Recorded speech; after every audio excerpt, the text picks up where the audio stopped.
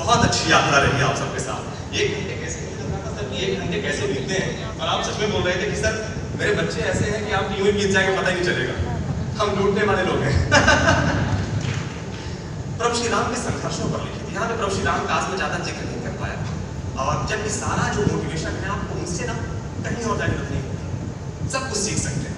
लेकिन मुझसे कहा कि मेरा प्रभु श्री राम से ज्यादा संघर्ष तो मेरे जीवन में, उनसे ज्यादा संघर्ष तो मेरे अंदर, मेरे जीवन में बड़ा ट्विस्ट है। तो बेटा कैसे है, उन्होंने जो अपना रीजन बताया, जो कुछ भी भाई उनकी व्यवस्था और उनके तरीके से उन्हें ऐसा लगा होगा कि वाकई में उनकी बड़ी परिस्थिति है। तो उन्होंने कहा कि आप बताइए सर, मैं क्यों ना जाना चाहूँ, और ये इस तरीके से, तो इनसे ज्यादा संघर्ष तो मेरे जीवन में। हमने कहा कि संघर्ष तो प्रभु श्री राम का बाद में आता है, याद रखिए, प्रभु श्री राम का संघर्ष बाद में आता है, उनका निर्णय पहले आता है। उन्होंने अपने जीवन में जो निर्णय लिए ना वो महत्वपूर्ण है। आपसे मैं एक सवाल पूछता हूँ कि आपको वनवास होता और आपको राज्य मिलता, सहज मन से बताइए आप क्या चुनेंगे? सहज मन से बताइए, मुझे राज्य चुनेंगे, हम वन नहीं चुनेंगे। जबकि भले ही कहीं न कहीं हमारा करना उचित है, इसमें भविष्य है, जिससे पीढ़ियों को संदेश है, लेकिन हम कहीं राज्य ज्यादा अच्छा है, हम वो चुनेंगे। लेकिन वहां पर उन्होंने वनवास चुन लिया। जीवन में निर्णय महत्वपूर्ण होते हैं, वो तो फिर उसके जो प्रोटोकॉल है, जो चीजें हैं वो तो करनी ही पड़ती है, लेकिन निर्णय महत्वपूर्ण होते हैं। मैं कविता सुनाता हूं उनके संघर्ष पर कि सहली सारी यातना पर कर्तव्य सर्वोपरि रखा। वन चले गए, क्या क्या दुख न सहा सब जानते हैं, राज्य में आए तो भी शांति, सहली सारी यातना पर कर्तव्य सर्वोपरि रखा, त्यागशील संकल्प को जिस तरह जीवित रखा, वो लोग कहां तक टिक सकेंगे यदि राम सा संघर्ष हो, यदि राम सा संघर्ष हो। कल मुकुट जिस पर साजना, कल मुकुट जिस पर साजना था, अब उसे सब कुछ त्यागना था। आपको बताइए, एक दिन पहले आपका नाम हो जाए कि यहाँ पे ये सिंह का आपका हो गया सिलेक्शन, और सुबह सुबह क्या हो, नहीं वो थोड़ा गलत था, पापा का नाम आपने देखा नहीं देखा, आपका था भी नहीं, तो भी आप क्या पीड़ा होगी आप बताइए। और उनको तो पता है कि उनको राज्य मिलने वाला है और अगले दिन कुछ भी हो जाए। कल मुकुट जिस पर साजना था, अब उसे सब कुछ त्यागना था। निर्णयों के द्वंद से एक बालपन का सामना था, वचन भी था थामना, आदेश भी था मानना, वचन भी था थामना, आदेश भी था मानना। इस द्वंद में सोचो स्वयं को, प्रश्न है, इस द्वंद में सोचो स्वयं को, धर्म में तुम रख सकोगे? बोलो कहां तक टिक सकोगे यदि राम सा संघर्ष हो, यदि राम सा संघर्ष हो। कहते हैं कि जनता का समर्थन सबसे बड़ा होता है। भगवान श्री राम को पूरी प्रजा चाहती थी कि राजकुमार राम ही राजा बने, और सब लोग चाहते थे, और उनकी प्रजा तो छोड़िए, घर परिवार के सदस्य चाहते थे कि राजकुमार राम राजा बने। प्रजा तो बस राम की थी, दुनिया उसे तो जप रही थी।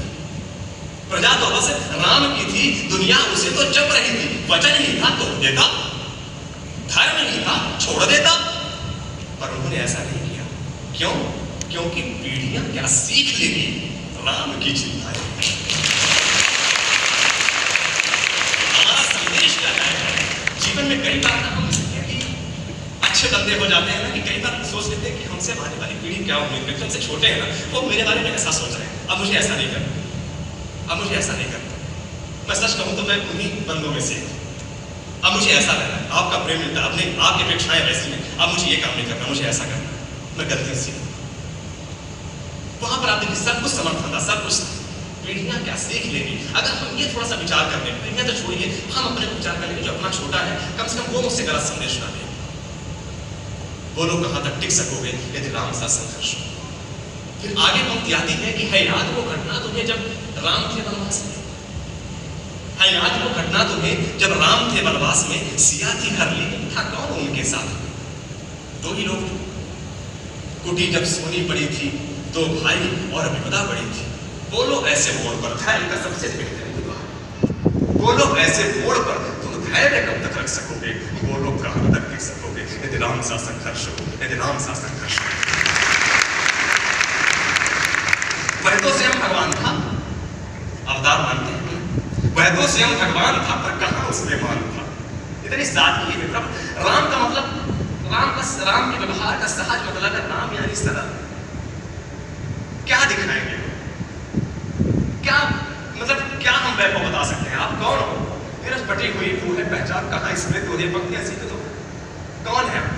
और राम यानी सरल, उनकी सरलता उनके पास तो सब कुछ है भी, और जब सब कुछ आपके पास हो और तब आप में सरलता हो, ये एक बड़ा उदाहरण होता है।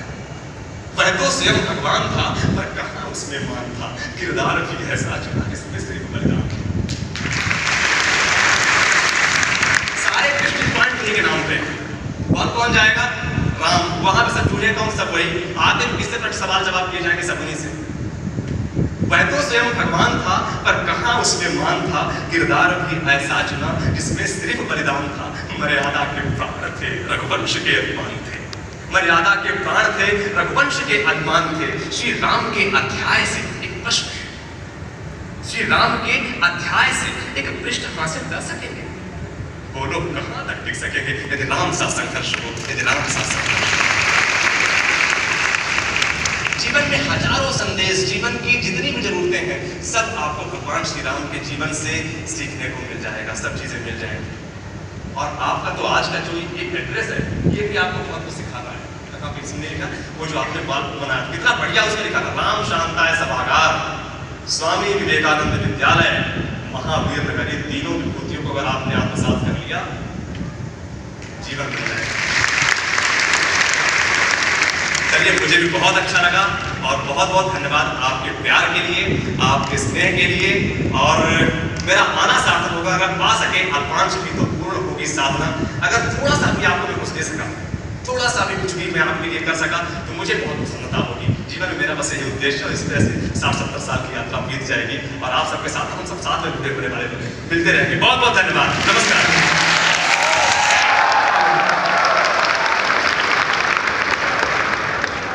सबसे पहले तो इतना मौलिकता से लिया हुआ उद्बोधन कि कर्ण और नेत्र एक पल के लिए भी विश्राम नहीं कर पाए, इसके लिए मैं आपको बहुत बहुत धन्यवाद देता हूं संदीप सर।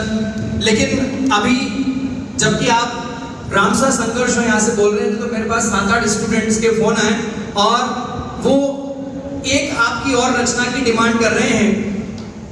तो मैं आपका ध्यान चाहूंगा संदीप सर, आपकी एक रचना की ओर डिमांड कर रहे हैं, सब जाग रहे हैं, कुछ होता रहे। और ये बिल्कुल सही है। मुझे